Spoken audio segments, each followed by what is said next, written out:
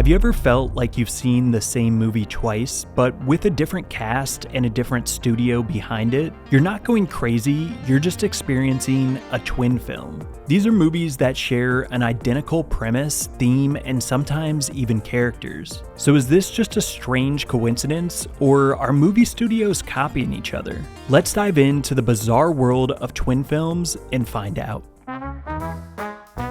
The earliest example of twin films dates all the way back to 1913, when two adaptations of Sir Walter Scott's novel Ivanhoe were released. One is an American version that's been preserved, and the other is a British film which sadly is less accessible, with only fragments of it still existing. Both versions follow a pretty similar plot, but since they were made in different countries way back in 1913, they didn't really make an impact on each other's releases. In 1920, however, two films with the exact same title and premise were released in the US, once again being adaptations of a novel, but this time being based on Strange Case of Dr. Jekyll and Mr. Hyde from 1886. Dr. Jekyll and Mr. Hyde was a film that was directed by John S. Robertson, starring John Barrymore. It was distributed by Paramount and released on March 28th of 1920. Only a month later, another film titled Dr. Jekyll and Mr. Hyde was released, but this film was directed by J. Charles Hayden and starred Sheldon Lewis. This release was done independently and was overshadowed by Paramount's version. This early example shows how sometimes filmmakers have the same idea to adapt a story and how it can become a race to release their version first.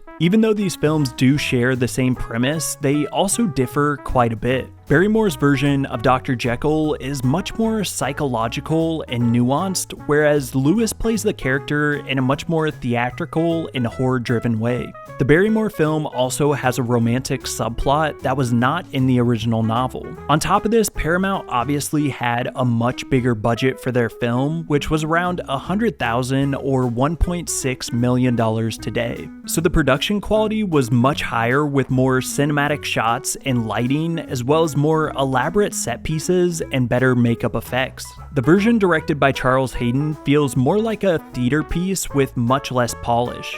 Both films have aspects to them that are unique and creative in their own ways, and they are one of the earliest examples of adaptation twin films that had to battle for the spotlight. Sometimes twin films do happen because one studio hears of another having a great idea. There's times where it's not blatantly obvious, such as Deep Impact and Armageddon from 1998. One film has an asteroid headed towards Earth about to destroy it, and the other has a comet. These two movies, though they are compared to each other often, never really accused one another of being a ripoff. The only person who ever mentioned this being the case was Bruce Rubin, one of the writers of Deep Impact. In the book Tales from the Script, Rubin claims he spoke about the Deep Impact script while at a meeting with Disney, who would later create Armageddon, and he noticed one of the executives quickly taking notes of what he had shared. Other than this, nobody else from either of these projects has publicly claimed that the idea was stolen. A much more clear example of an idea being taken from someone else is DreamWorks' film Ants and Disney Pixar's film A Bug's Life. These two extremely similar stories follow an ant protagonist who doesn't fit in much with the colony life, but ends up working to save their colonies from threats that seek to destroy it. The two projects ended up competing with each other because Jeffrey Katzenberg, who helped found DreamWorks with Steven Spielberg and David Gaffern, was actually the studio chairman at Disney from 1984 to 1994. Katzenberg had a fallout with then Disney CEO Michael Eisner and left the company to found DreamWorks.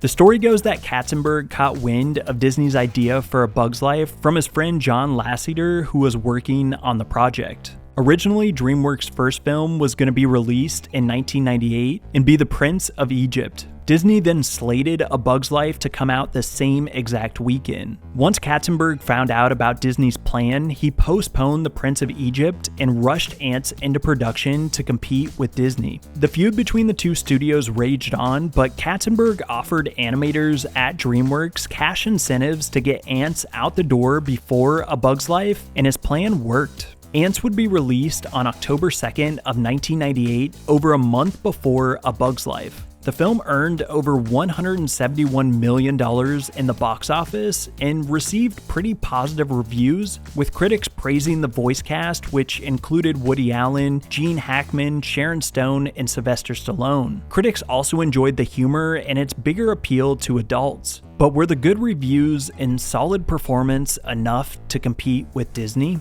On November 14th of 1998, A Bug's Life hit theaters and won the box office battle by making $363 million on a budget that was $15 million less than Ants. Even though Disney's film did perform better at the box office, the overall reception of both films at the time was pretty good. Honestly, it probably helped that DreamWorks got their film out first, otherwise Ants might have been overshadowed even greater by A Bug's Life. Either way, the battle of these two movies will live in cinema history forever and are a great example of twin films existing due to two studios chasing after the same idea, even if one studio did basically steal it.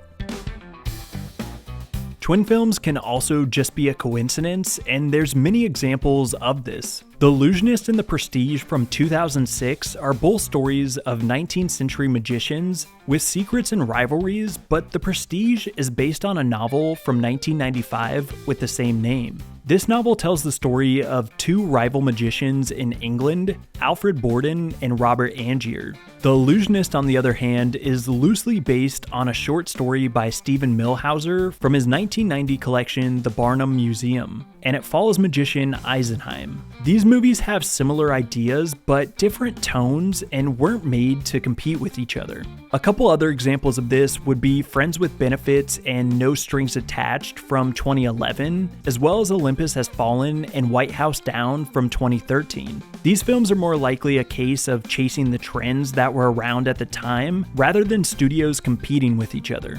Then there's two films like Paul Blart Mall Cop and Observe and Report that are just downright fascinating that they came out around the same time and weren't ripping each other off or chasing a trend. The fact that in 2009 there were two Mall Cop movies is just uncanny. What are the chances of two different movie studios greenlighting a movie based on a mall cop? It seems very unlikely, but it definitely did happen. Both of these films are unique in their own way and take very different approaches to telling their stories about a mall cop.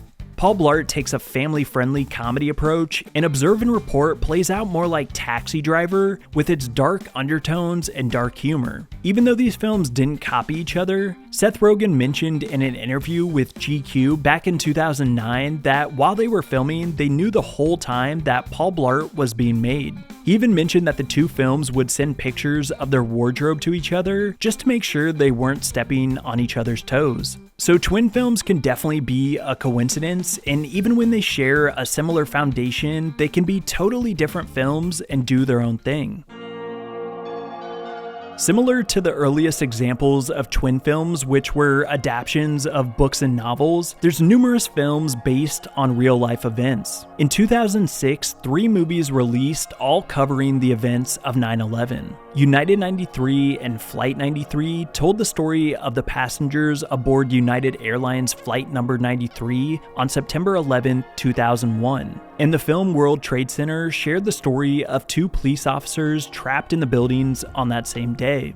Then there's films that cover the story of specific people, such as Lincoln from 2012 and Saving Lincoln from 2013, Jobs from 2013 and Steve Jobs from 2015, or Churchill and Darkest Hour from 2017. Even though these films do cover the same people, they take their own angles in telling these people's stories. Twin films based on real life certainly make more sense as to how similar films get made, but they can still be very interesting. Take Fire and Fire Fraud as an example. Both films document the disastrous failure of the Fire Music Festival that took place in 2017. Fire was Netflix's telling of the story, and Fire Fraud was Hulu's. These films put 2 of the biggest streaming services against each other when Hulu surprise released their version without any any advertising only 4 days before Netflix. Hulu's version features an interview with Billy McFarland, the mastermind behind the festival,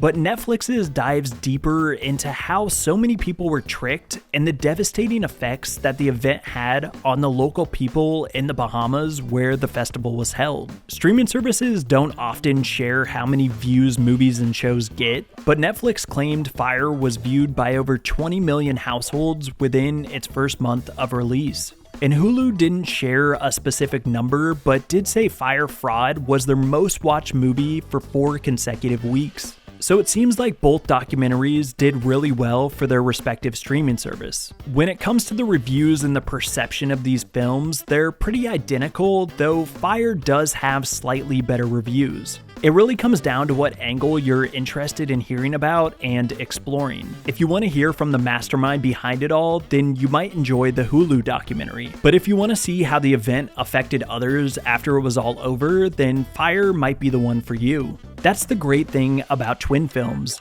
If you're interested in the source material or premise of the film, but it doesn't quite work for you, then you still have its twin that might just be what you're looking for.